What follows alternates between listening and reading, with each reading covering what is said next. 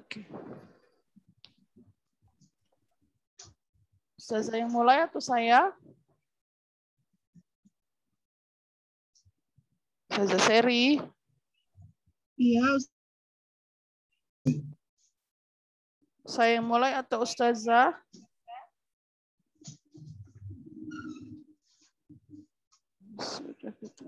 Ustazah yang lain gimana? Belum masuk. Suara ini. saya sama Ustazah Emi kedengarannya di sana gimana, Ustazah? Saya dengar suara Ustazah dengan jelas. Kita screen record dulu.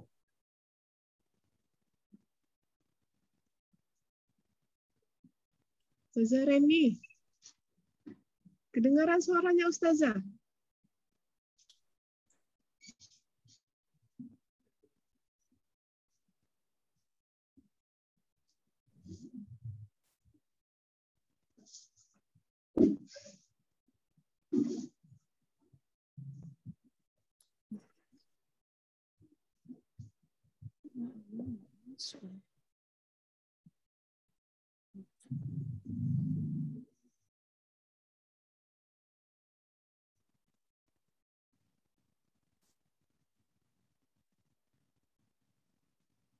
Oke, waktunya sudah 10 menit.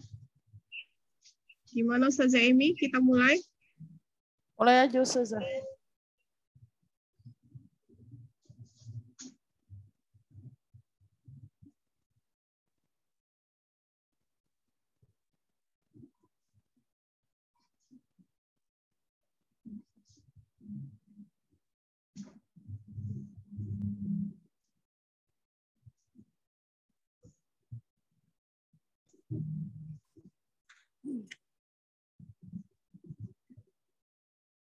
Oh, ini Ustazah Siti Damrah nih baru masuk.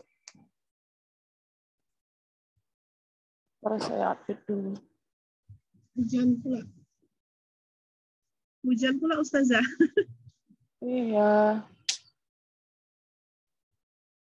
Gak diridhoi Allah. Ada aja masalah.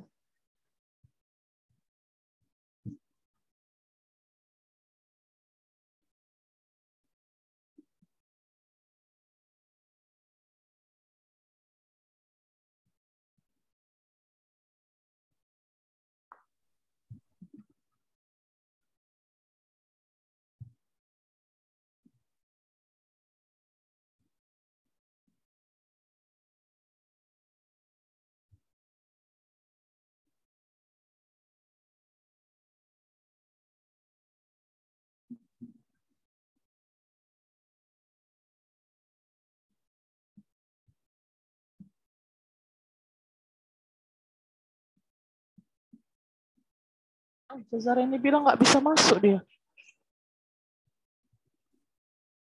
Tapi udah masuk deh sih.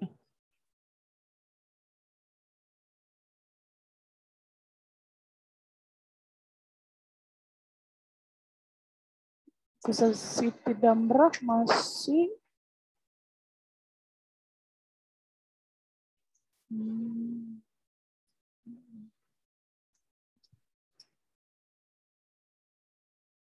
Ya, baik. Alhamdulillah, Rabbil Alamin. Kita mulai. Kita mulai dengan lafaz basmalah dulu. Bismillahirrahmanirrahim. Assalamualaikum warahmatullahi wabarakatuh. Di sini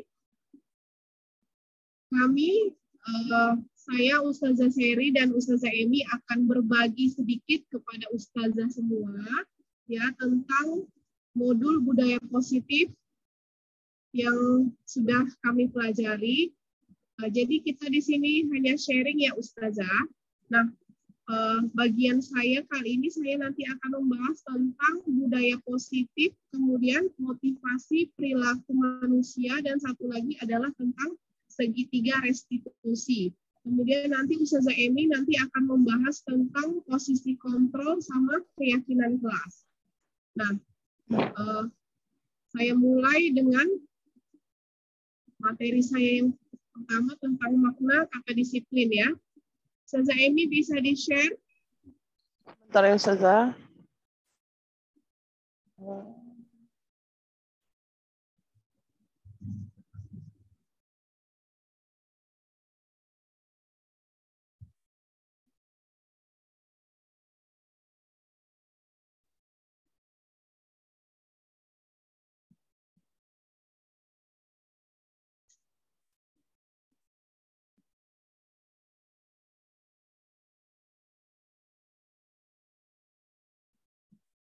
Nah, sambil menunggu ya, menunggu slide-nya tampil, saya akan mulai.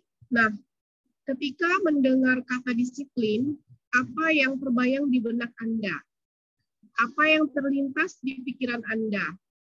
Nah, kebanyakan orang mengartikan kata disiplin ini dengan kata tertib, teratur, dan kepatuhan ataupun peraturan. Kata disiplin juga sering dihubungkan dengan hukuman. Padahal sebenarnya sungguh berbeda ya, karena belajar tentang disiplin positif tidak harus memberikan hukuman. Justru itu adalah salah satu alternatif terakhir, dan kalau bisa pun sama sekali tidak digunakan. Ya. Nah, menurut Bapak Pendidikan kita, Ki Hajar Dewantara, dalam bukunya Sikap Merdeka, cetakan kelima tahun 2013, halaman 470, ada di slide ya, nanti akan tayang. Nah, di mana ada kemerdekaan, di situ ada disiplin yang kuat. Sungguh pun disiplin itu bersifat self-disiplin, yaitu kita sendiri yang mewajibkan kita dengan sekeras-kerasnya. Tetapi itu sama saja, sebab jikalau kita tidak cukup melakukan self-disiplin, wajiblah penguasa lain mendisiplinkan diri kita. Dan peraturan demikian itulah harus ada di dalam suasana yang merdeka. Nah, maksud dari Ki Hajar Dewantara di sini bahwa untuk mencapai kemerdekaan, ya dalam hal ini konteks pendidikan kita, murid yang merdeka itu harus memiliki disiplin yang kuat, ya. Disiplin yang dimaksud di sini adalah berasal dari dalam diri sendiri, ya. Motivasi internalnya. Jadi bukan motivasi eksternal yang berasal dari luar dirinya. Jadi yang harus kita tanamkan sebagai seorang pendidik itu adalah bahwa setiap siswa itu memiliki disiplin yang tumbuh dari dalam dirinya sendiri, faktor internalnya. Nah, disinilah tugas kita sebagai seorang pendidik membimbing siswa kita memiliki disiplin yang bersifat internal, tumbuh dari dalam diri sendiri. Nah, seperti itu. Kemudian contohnya ya, kalau seorang guru itu sebagai contoh, sebagai teladan.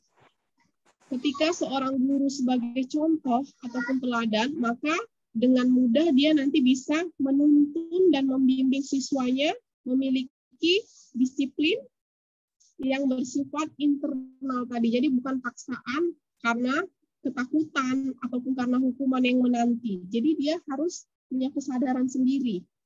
Nah, guru itu sebagai suri teladannya yang pertama ataupun orang tuanya di rumah. Nah, kemudian yang kedua, tidak bisa tampil ya Ustazah. Ya.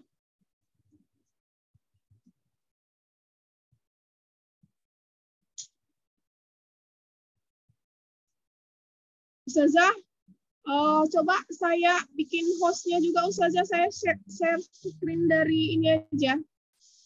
Dari layar saya Ustazah, kalau nggak bisa tampil.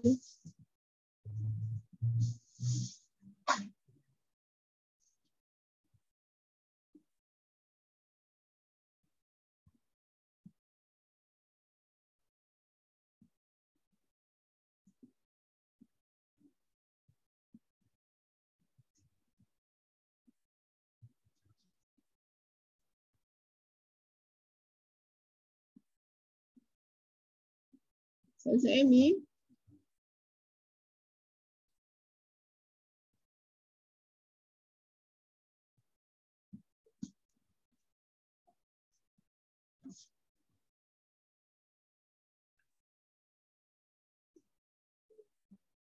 Suaranya nggak kedengar ya?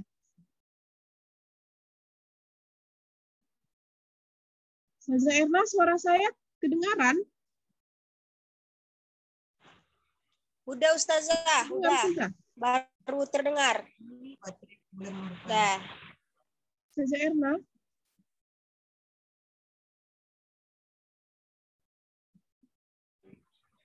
Saya kok nggak bisa masuk. Saya kok nggak bisa masuk. Saya kok nggak bisa masuk. Nggak dengar. Ustazah Erna. Saya kok nggak bisa masuk. Suara saya kedengaran atau tidak ya? Dengar, dengar. Dengar Ustazah, dengar. Suara saya kok nggak amada. Kedengaran. Mana saya? Dengar Ustazah, dengar. Dengar kok, dengar.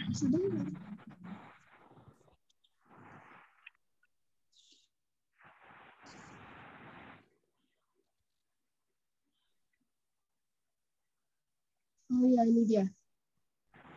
Ustazah, suara saya dengar? Dengar. Dengar Ustazah. Dengar ya? Suaranya nggak terdengar, nggak bisa didengar. Oke. Nah, ini tadi yang saya jelaskan tadi ya. Menurut Bapak Pendidikan kita Ki Hajar Dewantara,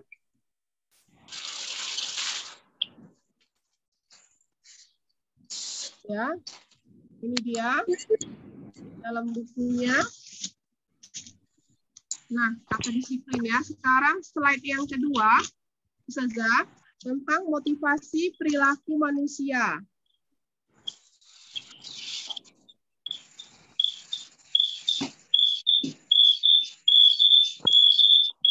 Iya, apa sih? Di toko.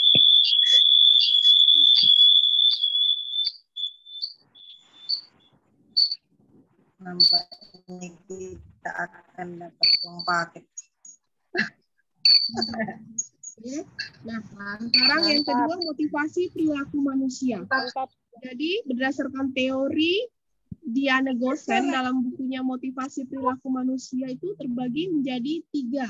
Nah, yang pertama ini adalah untuk menghindari ketidaknyamanan atau hukuman.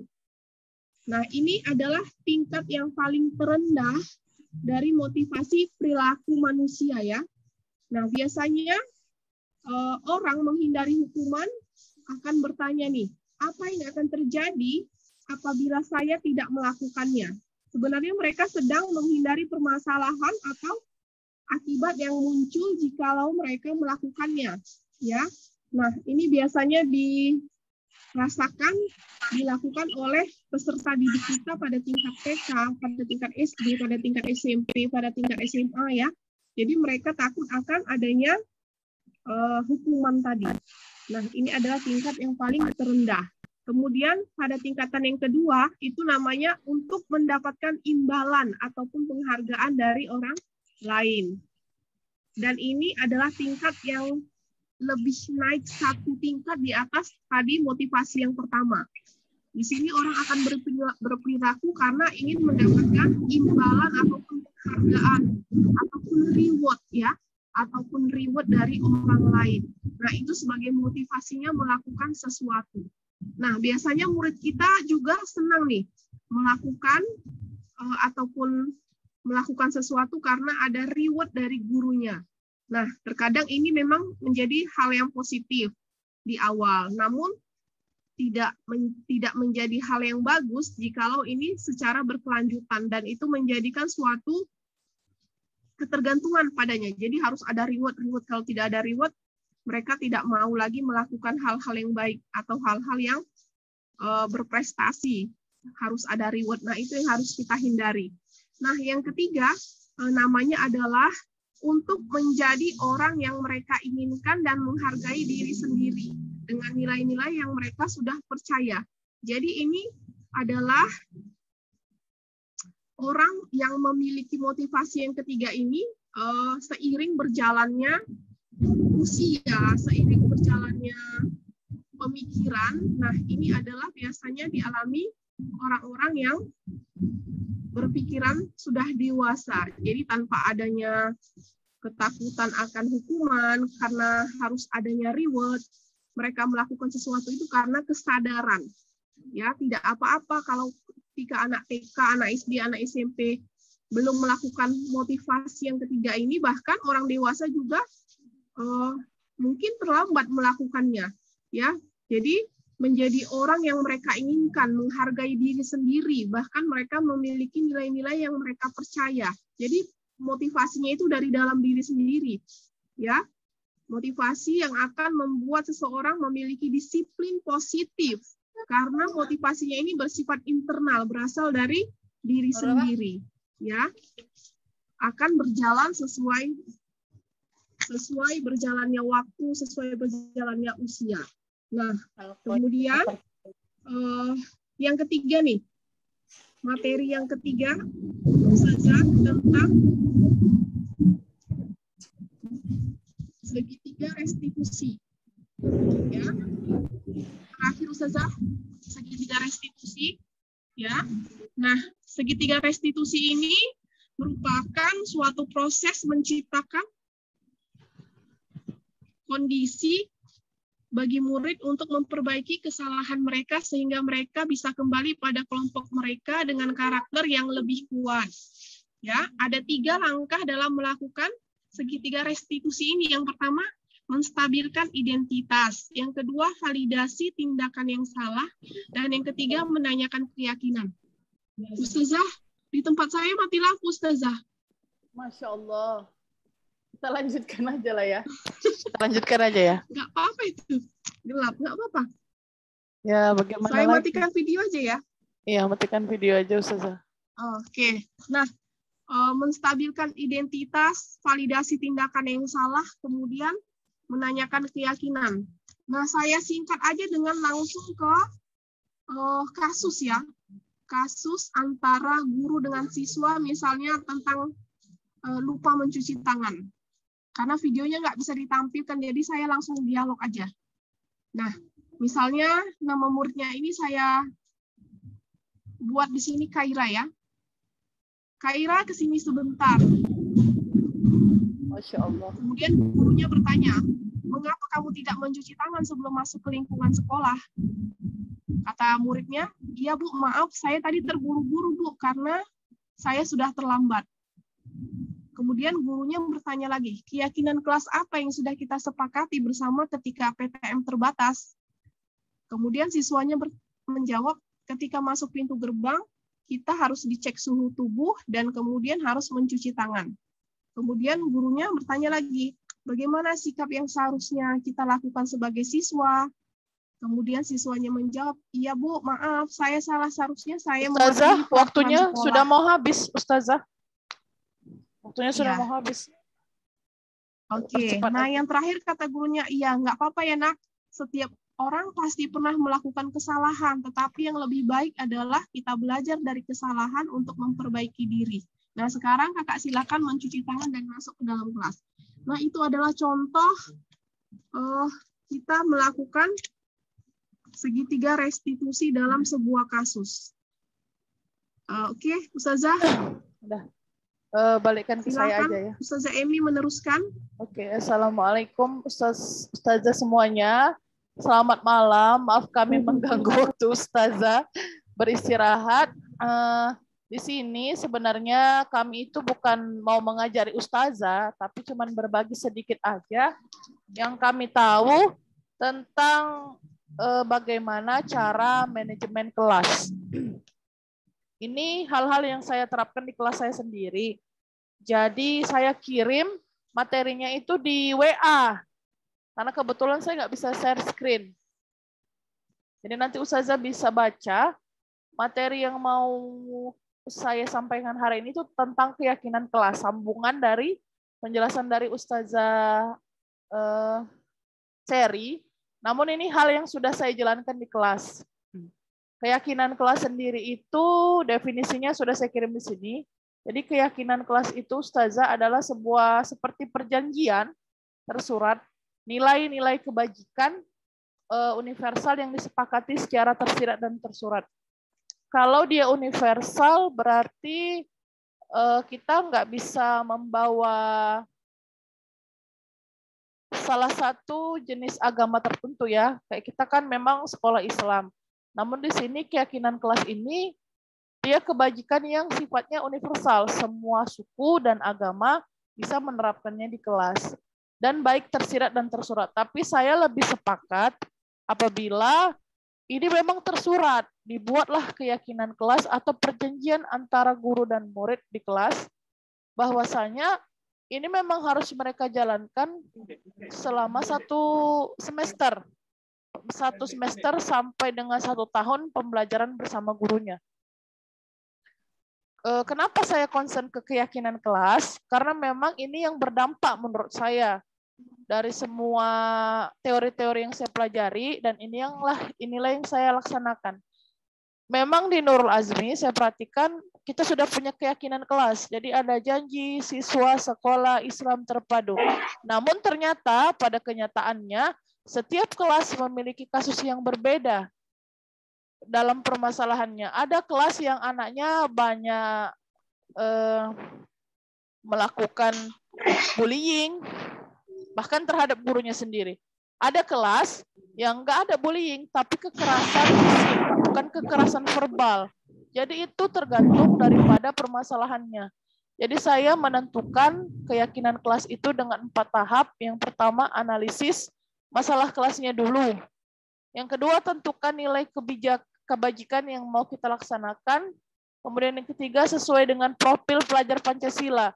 Ya, Ustazah, bahwasanya di sini memang yang menjurus kepada apa yang mau kami jelaskan itu kepada profil pelajar Pancasila. Makanya tadi definisinya kebajikan universal, bukan hal yang berhubungan dengan agama. Yang keempat yaitu tentukan secara tersurat. Saya buat perjanjian sama anak-anak di kelas saat bahwasanya mereka harus menjalankan 3 poin. Nanti Ustazah bisa tengok di WA, udah saya share. Poin yang pertama adalah tanggung jawab. Tanggung jawab, kemudian yang pertama menghargai orang lain, yang kedua tanggung jawab, dan yang ketiga ini yang ketiga ini double ya Ustazah. Itu 1 dan 3-nya saya bikin menghargai orang lain. Yang ketiga ini menjaga perasaan orang lain. Karena di kelas saya, setelah saya analisa, mereka itu punya beberapa penyakit. Yang pertama, kekerasan verbal atau bullying. Yang kedua, yaitu sikap yang tidak bertanggung jawab. Disitulah saya membuat keyakinan kelas bahwasanya anak-anak di kelas saat itu harus melaksanakan tanggung jawab mereka. Jadi Ustazah bisa mencontoh apa yang saya laksanakan di kelas itu. Anak-anak yang diberikan tanggung jawab lebih kepada kelas yang memang kurang bertanggung jawab dalam menjaga kebersihan, dalam mengerjakan tugas, semakin kita bebankan terhadap tanggung jawab, maka akan ada perubahan dari anak itu untuk melaksanakan tanggung jawab lebih. Setiap hari di kelas kami ada piket pengawas wudhu, 1 minggu sekali ganti. Ada petugas penceramah setiap hari berganti. Kemudian ada kelas literasi. Setiap hari Rabu dan setiap minggu ada literasi, yaitu sekitar 2 hari, Rabu dan Kamis. Semakin banyak tanggung jawab yang dikasih, maka akan semakin hilanglah sifat-sifat tidak bertanggung jawab dalam diri mereka karena keterpaksaan. Yang kedua yang sering sekali terjadi adalah, ini mungkin kebiasaan orang dewasa juga ya, tidak pernah bisa menghargai orang lain ketika orang lain berbicara di depan kelas. Jadi mungkin kita sebagai guru juga sering melaksanakan itu secara tidak sengaja. Anak-anak yang sering berbicara ketika gurunya menjelaskan karena memang tidak ada kesepakatan kelas atau keyakinan kelas yang dibuat. Jadi si anak bisa dengan abai ketika gurunya menjelaskan. Dan di kelas literasi yang saya bikin, anak-anak yang sedang bercerita atau berdongeng tidak diperbolehkan untuk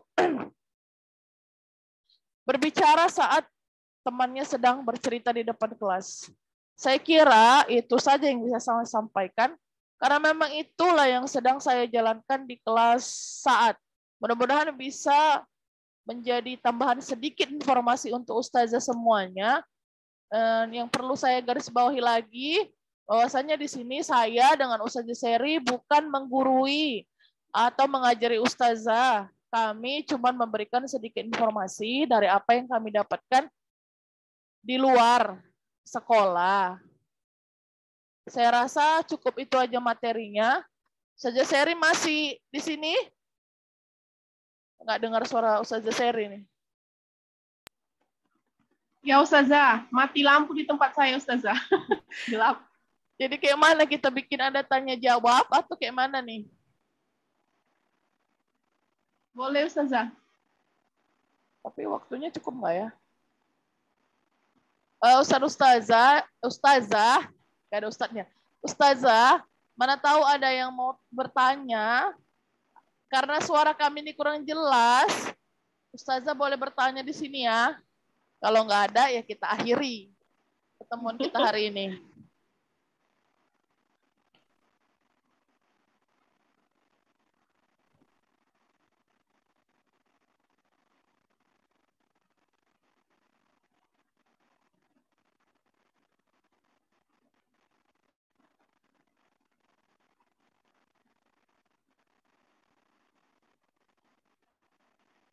Kita tutup aja ya Ustazah Seri.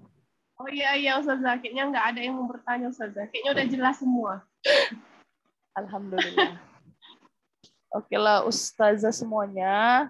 Terima kasih atas perhatiannya.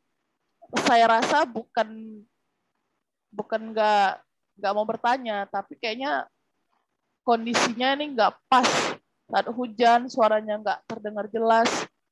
Jadi saya tutup aja Zoom dadakan kita hari ini. Terima kasih ya Ustazah semua sudah mau direpotkan dan diambil waktunya sementara. Lain waktu kita bisa diskusi mengenai hal-hal yang kita sampaikan ini. Saya tutup Zoom hari ini dengan lapas pertemuan Zoom kita hari ini dengan lapas hamdalah.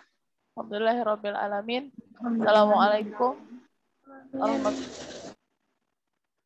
warahmatullahi wabarakatuh. Terima kasih ya Ustazah semua.